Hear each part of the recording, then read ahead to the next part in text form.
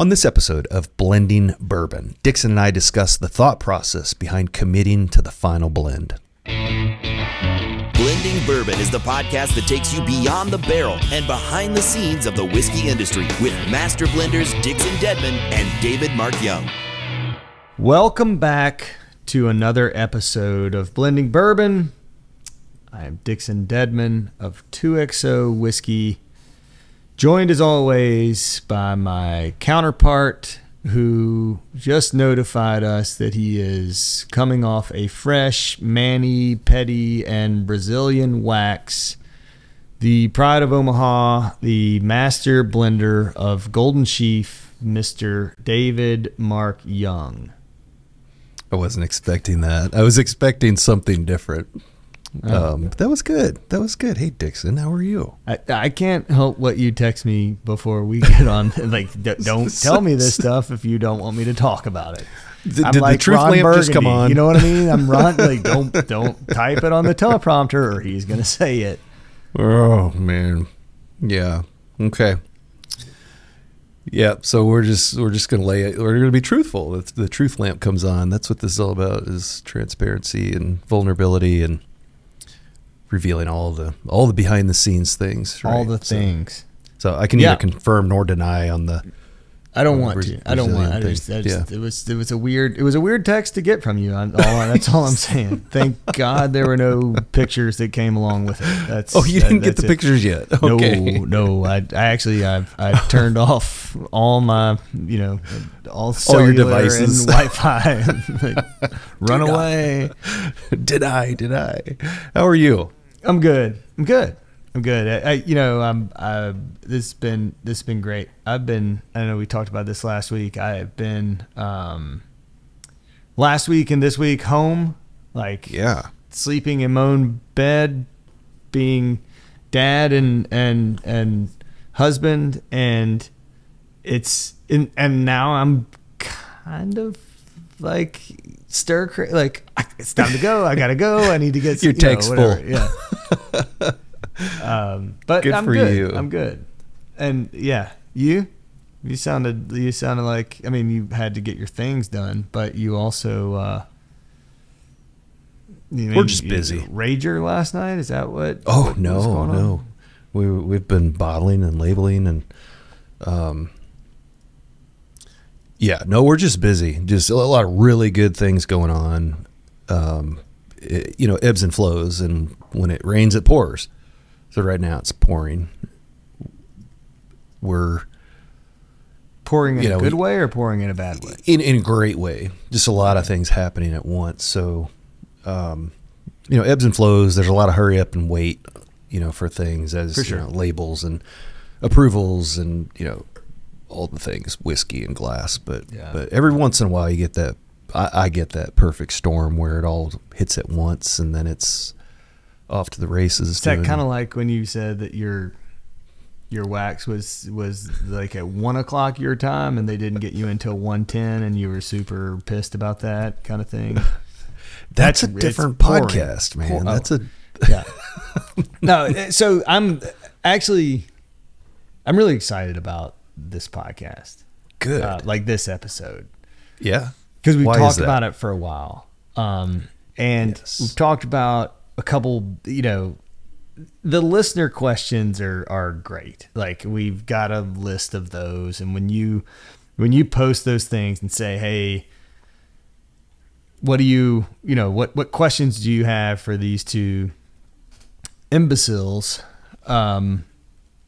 It's fun. That's funny feedback to get and compiling that list and, good topics. But then the other thing is, like, I feel like we've gotten into this flow, a little bit of a routine, a little bit of we have. kind of like a good dialogue. And one of the things that I don't, and I'll tell you this, I was talking to, some of our marketing people, the other day, and, they had all, like, they're listeners of this podcast, and they like to hear what's going on. I think they're also terrified of what I'm going to say, but But one of the things yeah, exactly.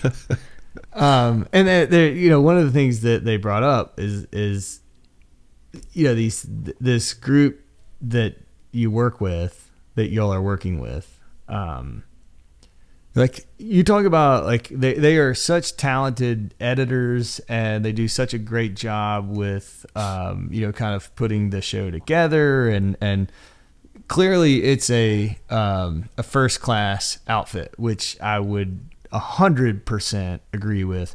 I think that like we do this, I don't, not that the listeners don't know, but like there's also this thing. It's like we get this reminder before we start, like open the chat window, and there's a little chat window right over here to the right that says, maybe you should elaborate more on this, or maybe think about this, or what about this, or and there's this wizard that handles the chat room, the chat space, and I think kind of manages us and keeps us on track.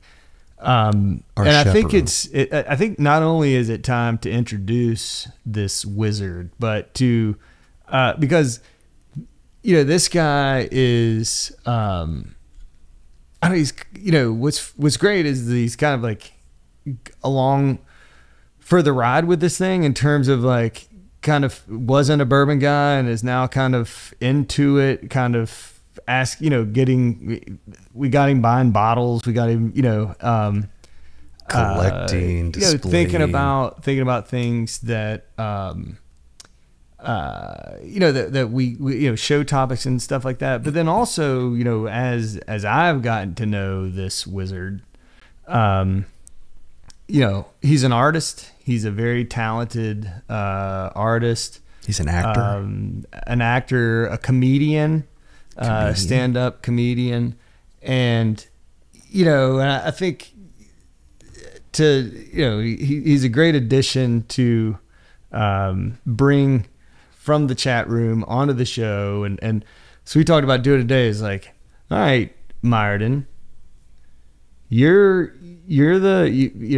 get to ask the questions, and you get to call bullshit when you want to call bullshit, and right. Audible when you call audible. But I think it's time, we kind of add another element to the show, somebody that is also really good at saying, you should probably explain this better, or talk, and so I'm excited to have Myerden, kind of become more of a player on this show, and this is basically his show to really. We talked about this offline. He's actually just going to kind of put the screws to you, David. I'm just going to sit back and kind of watch. But I've got this figured out. I know what's happening here. Yeah. He is. So I thought he's the cat herder, right? Meow. But I get it now. The cat herder. Yeah. No, I get it now. So I think what happened. Please don't make that cat noise again. No more cat noises. I think what happened, and we'll find out after this is broadcasted, and maybe we get some feedback from the 2XO marketing team. I think they're behind this, right? So correct me if I'm wrong. They reached out to the production company. They wanted to have a little bit more say in what comes out of Dixon Dedman's mouth. And really, their comment was, we need less David Mark Young and cat noises. And is there somebody else? I was like, yeah, there's a guy. He's on there all the time. We can bring him on. Myerden, Myerden, come get in here. Come, welcome. So I'm going to be squeezed into the background, and Myerden is going to present himself forward. Well, and that way you have more control over Dixon. Well, now I've magically appeared. Went from the 2-shot to the 3-shot all of a sudden. So appreciate that 4-minute introduction. That's good, right? That was good. I've only ever had like a 30 seconds here and there, but I appreciate appreciate We'll get used to coming this. on.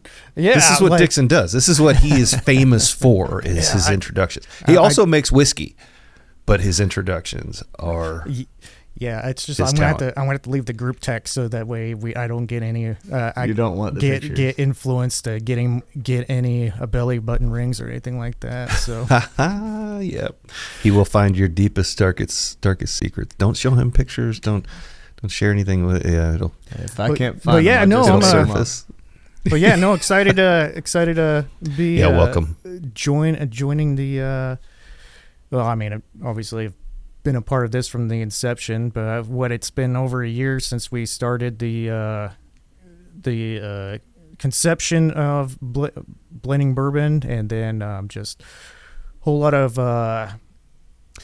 working to get it started. We'll just get it there, and yeah. So just gonna come in here and do a brief introduction. I actually, Dixon and I, we have a mutual connection, and I was talking with him a while back about this. Was I was visiting my brother one time, and he's just like, you should come over to my lead pastor's house, Ronnie's. I'm like, okay, this be cool. So I go over to Ronnie's house, and he's just like, man, you should try this. Whiskey. This my cousins resurrected this brand, and McBrayer whiskey. I'm like, oh, this is a fine whiskey. And right before we started like our first show recording, I go to Dixon because I'm reading up on McBrayer whiskey. So I'm like, oh, this is a familiar story, the resurrection of it.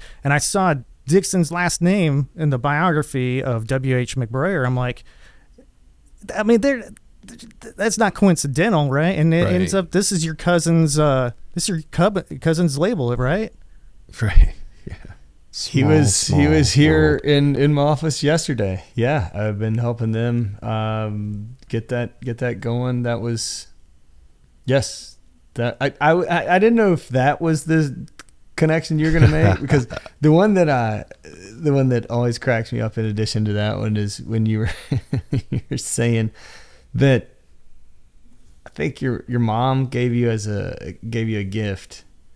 This bottle you have called is it Sassenach? It's Sassenach, right? yeah. Sassenach, which we were talking offline about Sassenach, and I was like, oh wait, that's Outlander, and which is about as hardcore a show as you can get on streaming devices, and I was like, I didn't know if our connection was going to be over Outlander and the whiskey associated with Outlander, or if it was going to be McBrayer.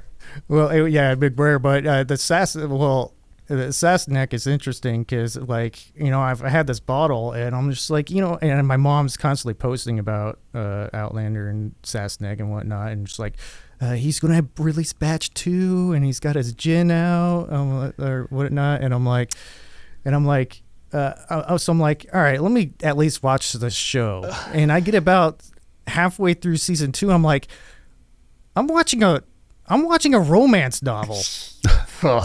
I know one time I was sitting at dinner with my in-laws, and my mother-in-law is like, yeah, we just finished the second season of Outlander, and whatever was in my mouth, I completely spit it out. I was like, oh my God, I can't think of them sitting there watching it. If you've watched Outlander, you don't want to think about your in-laws watching it. Is it life-changing? Like, I'm not familiar with Outlander. I mean, it's a time traveling romance novel. That's essentially what it is. Okay. It's graphic romance. Graphic. novel. Yeah, very graphic. Like romance if you heard of the I'm not gonna bother. if you heard of some of the outcries and outroar over things that happen in Game of Thrones, Outlander kind of like would cast a shadow if people paid more attention to it. There's but anyway, let's I got a topic for today. Okay. Oh, yay. All right. So, when you all are blending and ready to bottle, and it's just like, does it get to a point where it's just like, I can't make this any better? Or is it, you're relatively satisfied, or you're just like, holy crap, this is good. Let's get to this in the bottle now. Is that a question from a? No, That's my, you. That's a me question. Yeah. You brought that up a while ago. Go ahead, Master Blender, Dixon Deadman.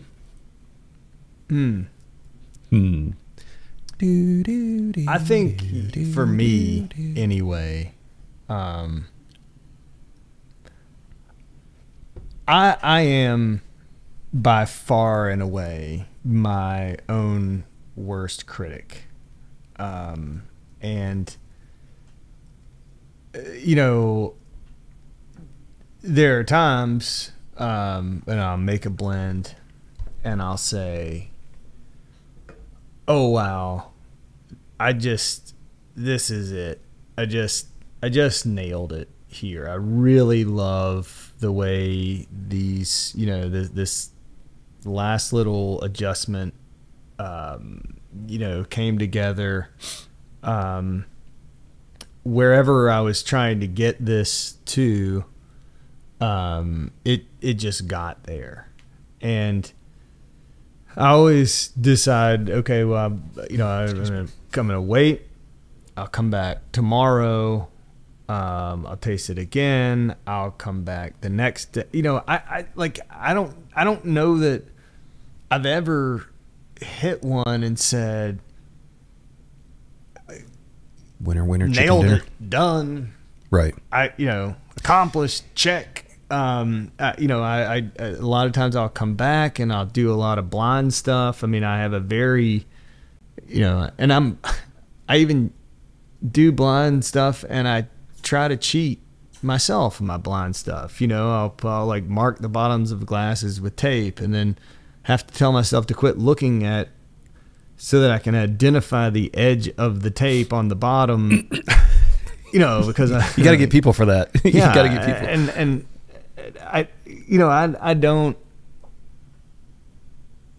There have been times where I've said, "This is it, done," and there's still some, still the next day or after you send it in or whatever. It's like, ooh, could I have made it better? There are times when, I don't know. I mean, sometimes I just have to say, stick to your guns, follow your gut. Like you were there, be there, be there. And it's really hard to not continue to second guess yourself. There are only a handful of times where I've put something together and and I've really I've been like, yeah, I don't need to go back to I don't need there, it's such a hard thing. I think it would be so much easier, I guess, if there was like a delta, right? Or maybe that's not the right word, but like this is the standard, and you could taste something and be like, okay, Yeah. this hits just the way this did. We're good, go. When you're kind of blending to the idea of the best thing that you can make, that you can't compare it again, and it's just like. So it brings in an element of where you just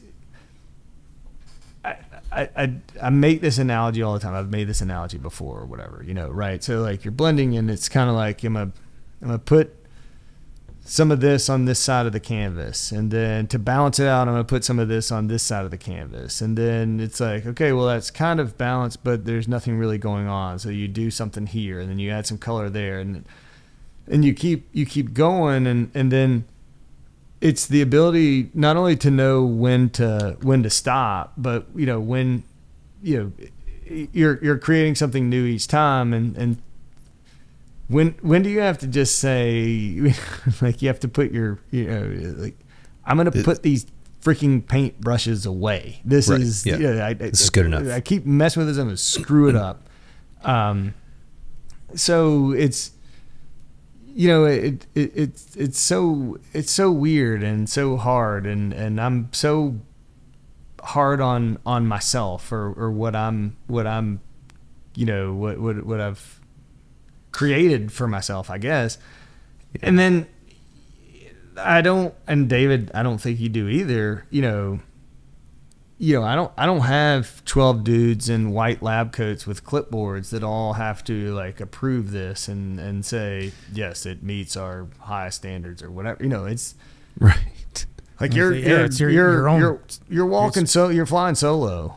And so it's hard, I guess, when you land the plane to be like, I landed at the right location. Successful. Yeah. I think you highlighted to me what is one of the most challenging aspects of this is there is no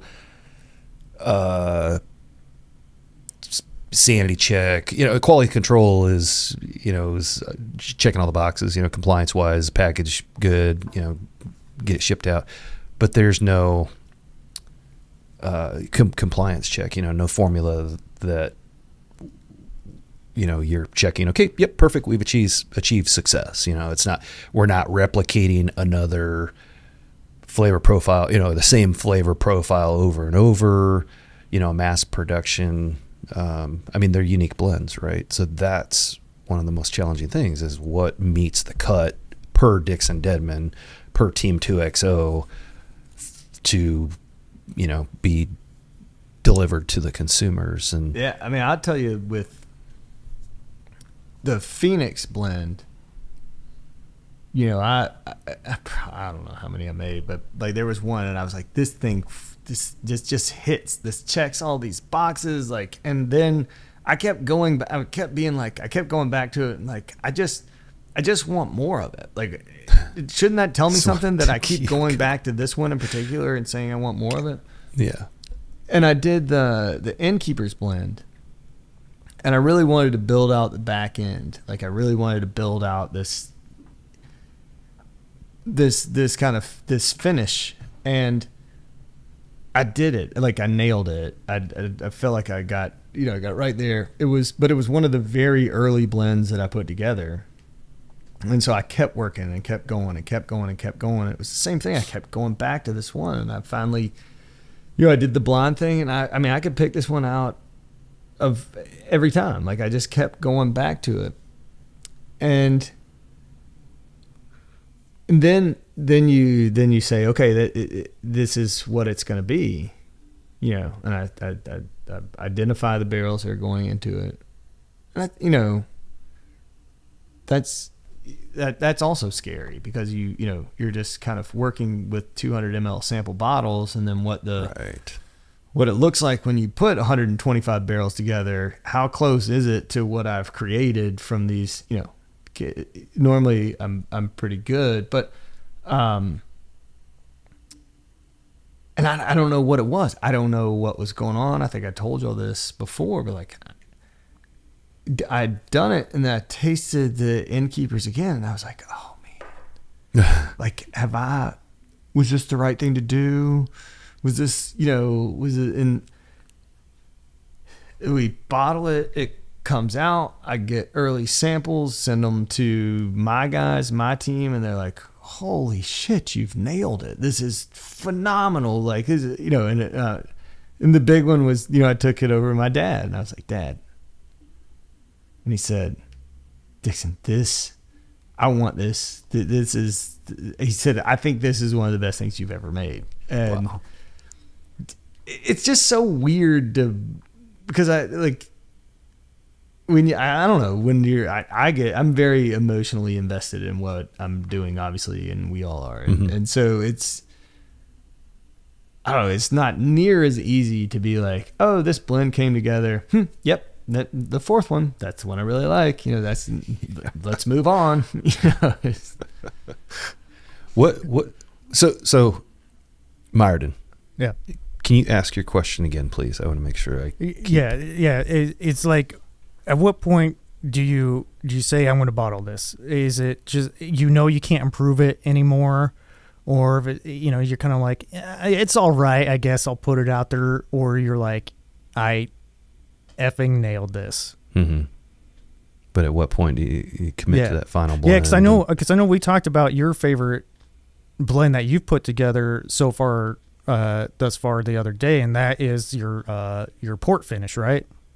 Yeah, and I've changed my mind since then because I can't. No, I'm kidding. No, I think that is overall. Yeah, absolutely. The presentation, the blend, I'm looking at it through a different lens, not just the blend itself, but as the total package evolution of that, including the stuff that was my favorite. And I think I have such a difficult time saying this is my favorite, or this is right now, this is my favorite, and this is Rye Batch 1. Which, by the way, Ben, my old hair bun from when you guys called him my hair bun when I shared the office with him. Man bun, yeah. Man Ben. Man Ben. He tried, because David was by the studio earlier, a couple days ago, and had the rye with them, and this was the first time Ben had tried the rye, and he comes up to me yesterday, and he goes, dude, that rye yesterday, that is great stuff, man. I'm like, yeah, David makes some great stuff. That's why I got 2 bottles of his stuff sitting up on my shelf. And Rye Batch 1 is one of the best things I've had in a long time. I was going to say, did you know, Myerton, that is Dixon Dedman's favorite rye? Oh, yeah. Sweet. Well, I'm going to put that down right now. Mark that down as a short that's hair 100% Dixon. true. But, what's the other thing that's funny to mention, and I don't know if you've ever done this, David, but I've done that. This is kind of always a funny thing. It's like, I'll have, after the fact, after it's over, after, this past Friday, I had like 3 different kind of whiskey groups who were in town. They came through my office, and, one guy was asking about some stuff, and I was like, well, all right, here, let's do this. So I let him try 4 of the different, I don't know how many total, but 4 of the test blends that became the Innkeeper's blend. And this guy who he knows his stuff, he's whatever, but he was like, I really can't tell the difference between these 2 and these 2. And I was like, are you serious? So you think those 2 pretty much taste the same and those 2 pretty much taste the same? Because I was like, these, to me, when I taste them, are 4 incredibly different profiles. Mm-hmm. I mean, they are, and I don't know how much of that is just like me in my head knowing that they're different, or me, whatever. But I used to do that. I mean, I have every, say, batch 8 Kentucky Owl test blend that I made, in the office behind me, and all that stuff. And a lot of times, when people they get excited to try all these things, and they're like, yeah, I mean, they all really remind, they're very similar. And I'm like, because to me, they're not. They're completely different. Right. And I don't know if that's just because in my mind I just have decided they're all different or whatever, but there's just, there's always one that just hits, and it just hits. And I keep thinking, at the end of the day, if all 6 or 8 or 12 or 14 of these are sitting right there in front of me, which one am I going to go grab? And Right. That's the one where I say, okay, if that's the one I'm going to go grab, then that's the one we're going to go with. Yeah. I get that. I totally get that. And you said it, the first thing you said was you are your own worst critic. And that's probably true in things other than whiskey as well, I would guess, just based on your personality. I can relate to that, and can also relate to sharing test blends and people saying it's the same thing. Are you trying to fool me? Are you trying to test my palate here? And I'm like, no, this is what's going on here. This is what's going on here. And I think what happens is you begin to split hairs, because I mean, not only are you tasting it, but and so that's resonating. You're connecting that dot in your head with your palate, and then you're trying to improve on, or go in a particular direction. But to somebody that's just coming in kind of midstream, they're like, it's the same whiskey. You're just I think also there's part of it too.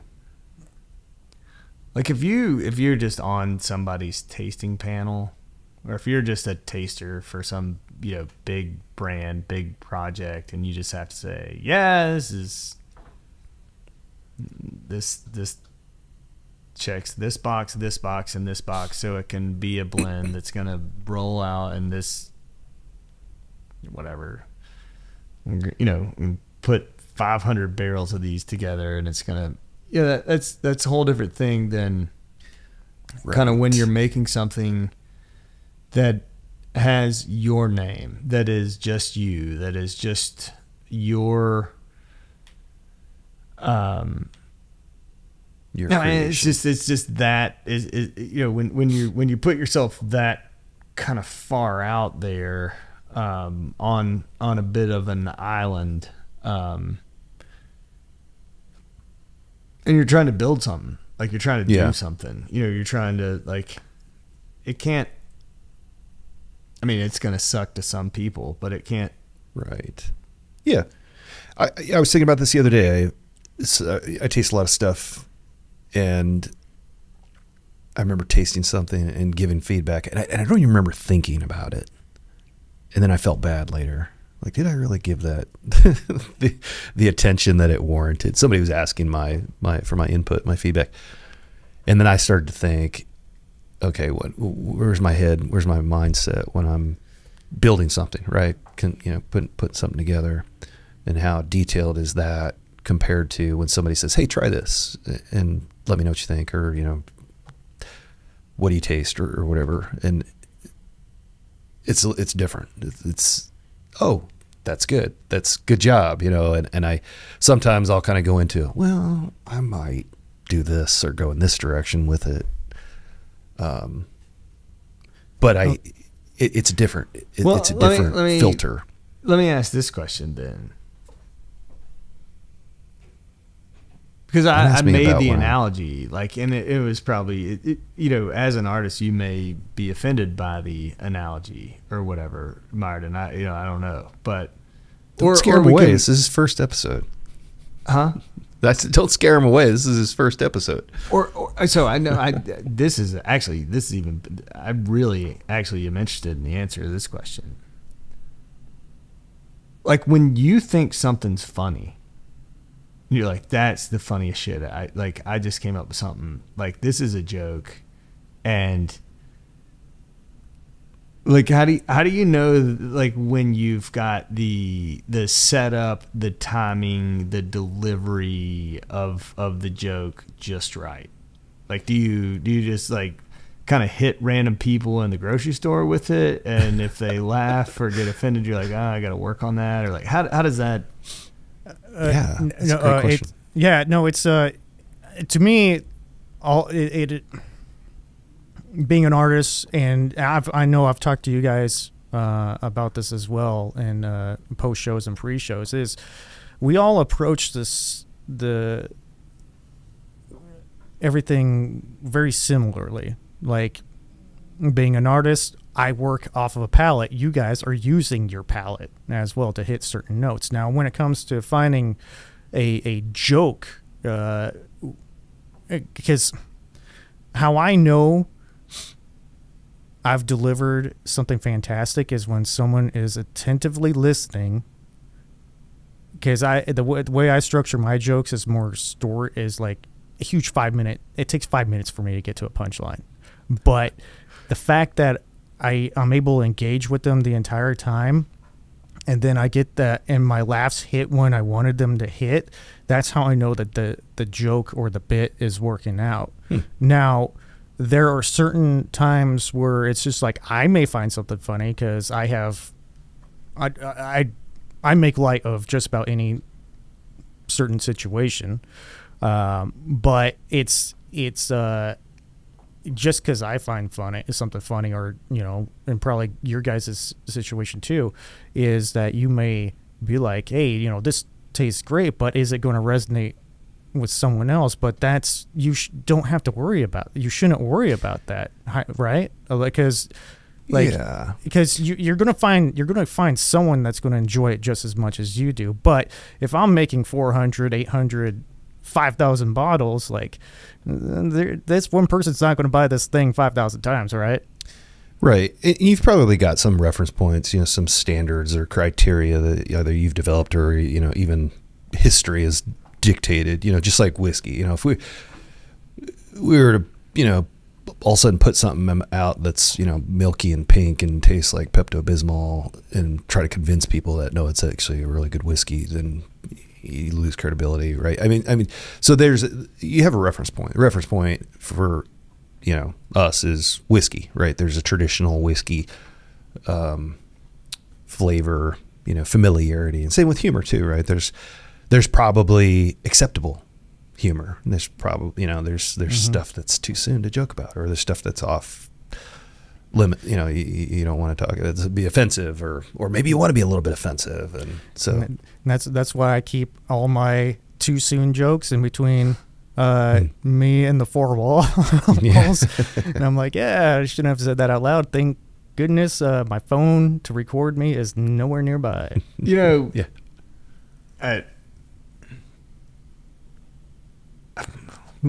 I hesitate to say this, but I'm gonna go ahead and say it. Do it, Dixon. Come on, now everybody wants to know. I know. Get controversial. Shake it think up. About break shit. I think about that going away from comedy and back towards like creating art, right? And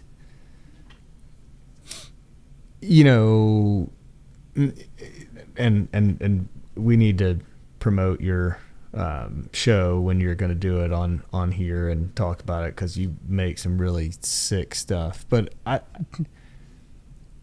think about like some of the like cool artists that we have in our house and things that and buy for my wife, and a lot of times what sells for an artist is not what they're passionate about making, but it's what pays their bills, right? Like a lot of times you have people who do portraits or dog paintings or or landscapes, and their passion is in one place that's not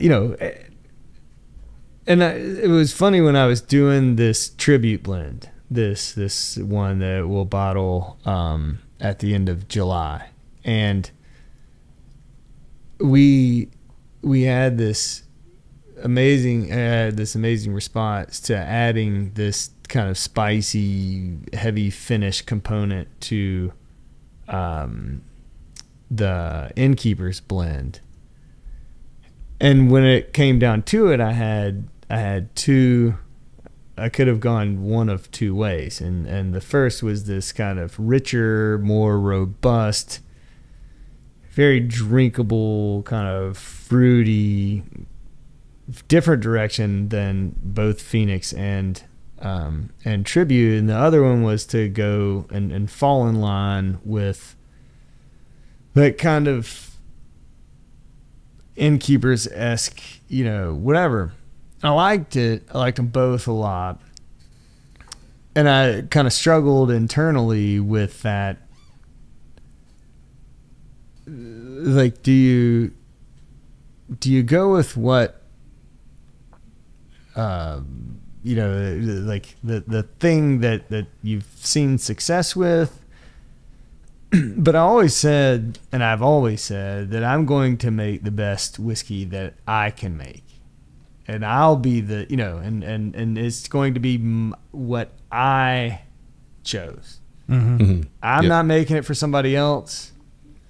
I'm not making it in hopes that whatever Target makes a bunch of prints of it and sells it. Like, I'm going to make the best. And I went with the one that was kind of the richer, thicker, syrupier, and maybe people will say you made the wrong decision, which is fine. But I made my decision based on what I wanted that to be, like what I was trying, and I don't know, maybe people will say, boy, I wish this was more like the Innkeepers. And they might. But I don't, whether it's, I guess whether you're, creating art or blending or whatever, it's like at the end of the day, when you say it's time to stop, to your original question,